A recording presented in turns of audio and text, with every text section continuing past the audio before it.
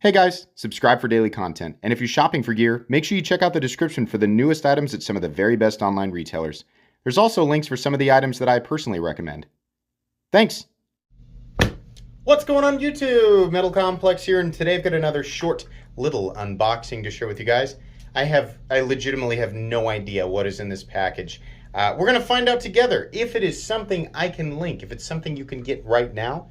I will definitely post a link right down in the description. It does help my channel when you use my link, so I would really appreciate that, but that's entirely up to you. Thanks so much to my generous patrons who are supporting me, and please make sure to follow me on Instagram at metal_complex. Okay, let's see. This has been sitting over here for a bit now, and I've had some other stuff that I've been, that I've needed to kind of prioritize. So I've been really curious about this package for a couple of days. Got two things in it. Hold on a sec. Okay, let's go ahead and do this one first.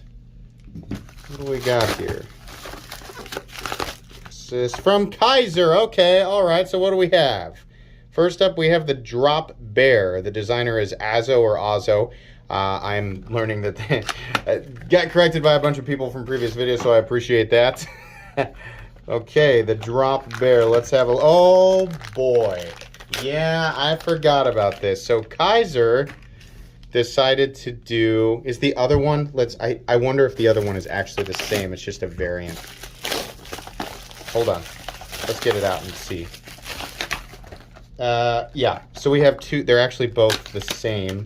I think it's a variation of it. So, ooh, black and purple. Okay. Let's have a look here. Cool. Okay. So... You're seeing this correctly. These are like axis locks. I mean, I don't know what they call theirs. Just keep in mind, doesn't mean they're copying because the patent ended on this locking system, meaning it's no longer exclusive to Benchmade. This is interesting that Kizer is going this way. I'd kind of like to see how that feels. Yeah, that feels really good. Wow, there's no stick whatsoever. Oh, that's... nice. What, is it the same? It's exactly the same. Zero stick whatsoever. It actually feels really nice. Okay, yeah, real simple knife profile, and that's fine, right? We've seen this knife profile many, many times over. Simple drop point blade, simple, extremely ultra common knife profile that, as you know, as inevitable as I'm sure that it is, that in the comment section right now you're gonna have people screaming, a copy of this, copy of this. Guys, it's too simple, it's too plain, it's too common, right? Dictionary definition of knife handle. Nobody owns that as an original design. It's just very, very plain. What is it? So it's aluminum and steel. I kind of like that. So we have a full steel, not recessed, but a full steel liner that's been milled out. And then we have, in this case, it's kind of a gunmetal aluminum frame. Aluminum scales. Same thing with this guy. It's kind of gunmetal. And then we have their black. I honestly don't know what type of coating this is. It's very shiny. We have 154 cm. The combination of 154 cm and aluminum makes me think it's probably not horribly expensive, which is a good move. We don't want to come out of the gate with something like this and just do titanium and M390 and charge $250 for it right off the bat. I think this is a good way to start this off. The pocket clips, nah. It actually looks like it almost goes up and then down. It's okay. It's not my favorite style of clip, but you know what? It'll work. Truthfully, the same, very similar clip is, the Lynch clip that I got from my 80 20.5, and it works all right. It's shaped a little bit differently in here, but we do have recessed screws, and it is deep carry, so that's nice. Kind of like sometimes when people buy Benchmade knives and immediately mod them because they're not the biggest fans of the scale material, right?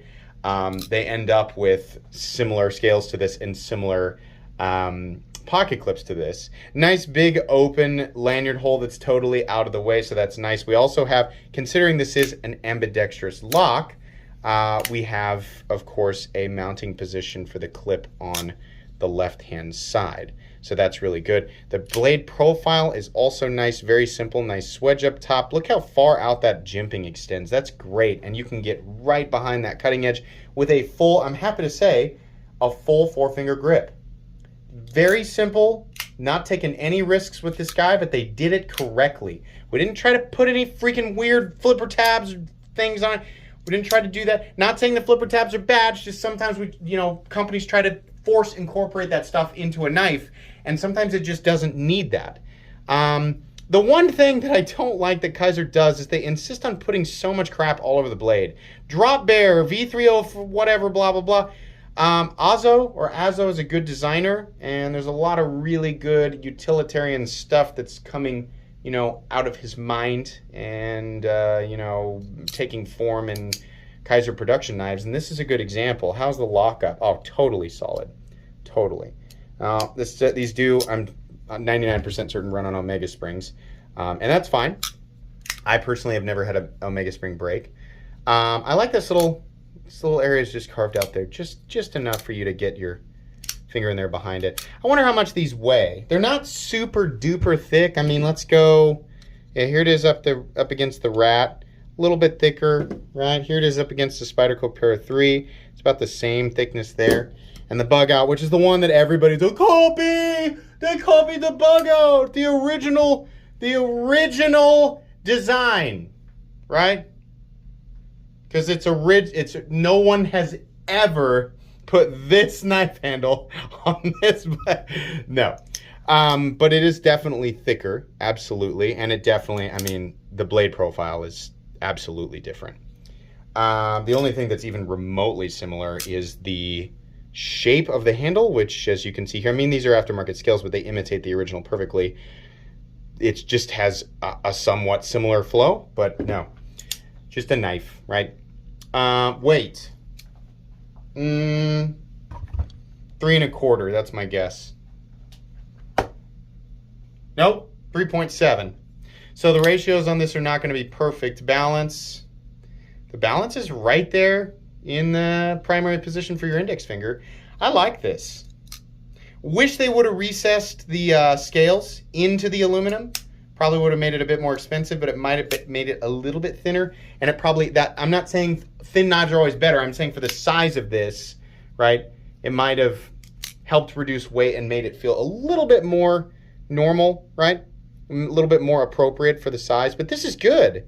I like these. So, yeah, by the time you guys are watching this, I think these will be available. I remember talking with Kizer about this. So, anyways, I think that's going to be pretty much it. I don't think you'll get a full, this is not a review, it's just an unboxing and first impressions. So you guys will get a full comprehensive review a few weeks down the road. Thanks again to Kizer for, oh, look at that. They send extra Omega springs. Cool. It's a little bonus there. All right. Thanks again to Kizer for sending these in. Stay tuned for the full comprehensive review a couple of weeks down the road. Please make sure to follow me on Instagram at metal_complex. If you enjoyed this video, leave a like. If you'd like to check out my other content, I do, of course, have lots of videos of knives that are either expensive or inexpensive that I do or don't like, so check those out. And if you enjoy all my content, go ahead and click on that Metal Complex logo right there and subscribe, because there's definitely more coming. Thanks again for watching, everybody, and have a great day.